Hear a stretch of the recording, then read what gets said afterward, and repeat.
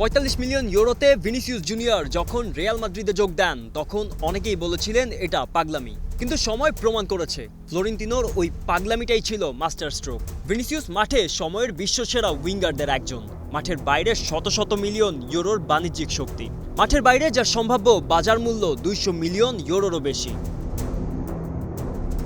৮ বছর পর রিয়ালের সেই সাজানো ঘরেই লেগেছে আগুন। ভিনির সাথে প্রায় ১৮ মাস ধরে নতুন চুক্তির আলোচনা চলছে, তবু সমাধান নেই।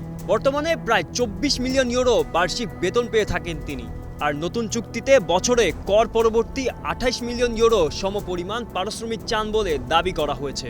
আর এখানেই বেঁধেছে মূল সমস্যা, রিয়াল তার এই চাওয়াতে এখনও রাজি নয়। এই সুযোগটাই ইতিহাস গড়ার মোক্ষম সময় হিসেবে দেখছে আর্সেনাল। ক্লাব ইতিহাসের সর্বোচ্চ বেতন, বিশেষ ইমেজ রাইটস প্যাকেজ, সবকিছুই প্রস্তুত।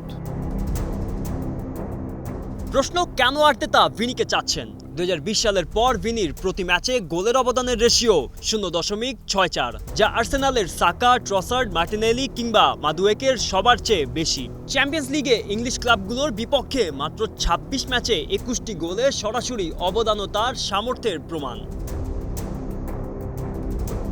তবু সবচেয়ে গুরুত্বপূর্ণ বিষয়, ভিনিসিয়াস কখনো প্রকাশ্যে রিয়াল ছাড়তে চাননি, বরং এমন একটি নতুন চুক্তি চান যেখানে তিনি নিজেকে যথাযথ মূল্যায়িত ও ভালোবাসা পাওয়া খেলোয়াড় মনে করবেন।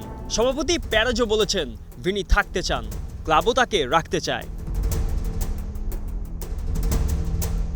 এর মাঝে রিয়াল ১২০ মিলিয়ন ইউরোর বেশি খরচে ইয়ান দিওমান্দেকে আনার দৌড়ে এগিয়ে। অনেকে এটিকে ভিনির বিকল্প ভাবলেও ক্লাবের ধারণা দুজন একসঙ্গে খেলতে পারেন, তাই সবচেয়ে সম্ভাব্য পরিণতি এখনও ভিনিসিয়াসের রিয়ালেই থাকা।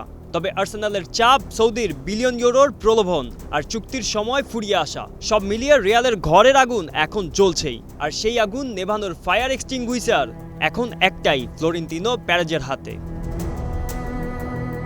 গোলাম মোর্শেদ, স্টার প্লে।